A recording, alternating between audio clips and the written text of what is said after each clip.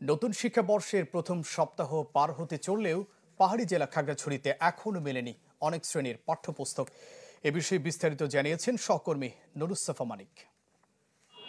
2025 নতুন শিক্ষাবর্ষের এক সপ্তাহ অতিবাহিত হলো, এখনো বই পায়নি অনেক শ্রেণীর শিক্ষার্থীরা। প্রাথমিক পর্যায়ে প্রাক প্রাথমিক প্রথম, দ্বিতীয়, তৃতীয় শ্রেণীর বই মিললেও এখনো চতুর্থ এবং পঞ্চম শ্রেণীর বই পায়নি কোনো শিক্ষার্থীরা।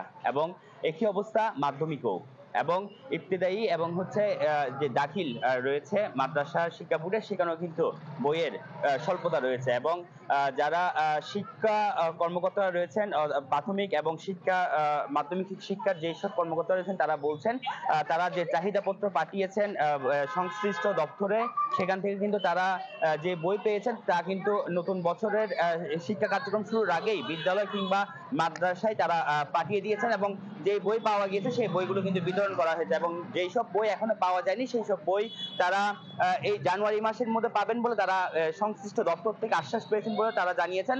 তবে এখনো পর্যন্ত প্রথম সপ্তাহ অতিবাহিত হলো, নতুন শিক্ষাবর্ষের বই না পাওয়ায় শ্রেণী কার্যক্রম নিতে কিছুটা ব্যাহত হচ্ছে বলে আমরা এই স্কুলগুলোতে গিয়ে কিন্তু শিক্ষকদের সাথে কথা বলে জানতে পেরেছি। এবং নতুন শিক্ষা কার্যক্রমের নতুন বইয়ের আশায় রয়েছেন শিক্ষার্থীরা। এবং এখনো যেসব শ্রেণীর বই হাতে পাওয়া যায়নি কিংবা বিদ্যালয়ে আসেনি, সেই সব বই কিন্তু বিকল্প ব্যবস্থায় শিক্ষকরা কিন্তু পড়ানোর চেষ্টায় চালিয়ে যাচ্ছেন।